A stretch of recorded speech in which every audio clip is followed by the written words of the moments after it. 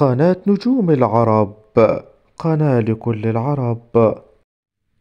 يبدو أن حرب التصريحات والفيديوهات بين الفنانة المصرية ياسمين عبد العزيز وزوجها وحبيبها السابق الفنان أحمد العوضي لن تنتهي قريبا وستستمر، خاصة بعد تصريحات أحمد العوضي الأخيرة والتي عبر فيها أمام الملايين من جمهوره عن أن ياسمين عبد العزيز هي الحب الحقيقي والوحيد في حياته.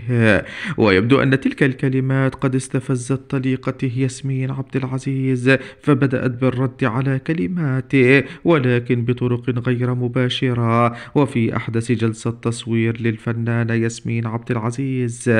كشفت عن ندمها الشديد على اختيار أحمد العوضي والزواج منه وإعطائه كل تلك الثقة، حيث قامت بوضع أغنية الفنان أحمد سعد اختياراتي مدمرة على أحدث فيديو لها. ويبدو أنها تريد بتلك الأغنية أن توجه رسالة إلى طليقها أحمد العوضي بأنها ربما لم تكن صائبة عندما اختارته وقررت الزواج منه، وأنها على ما يبدو أصبحت نادمة أكثر من أي وقت مضى على الارتباط به واختياره كي تتزوج منه.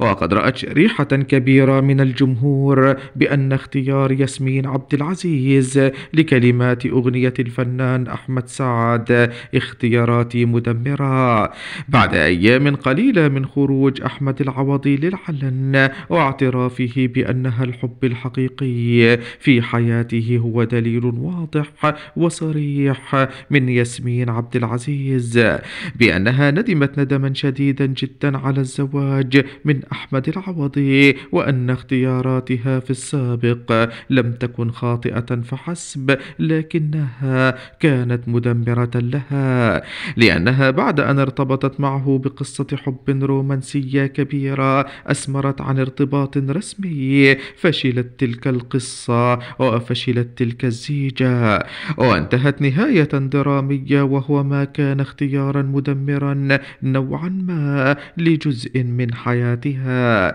الجدير بالذكر أن الفنان المصري أحمد العوضي انفصل عن ياسمين عبد العزيز فنيا بعد انفصالهما وطلاقهما، وقرر خوض أول بطولة درامية مطلقة في الموسم الدرامي الرمضاني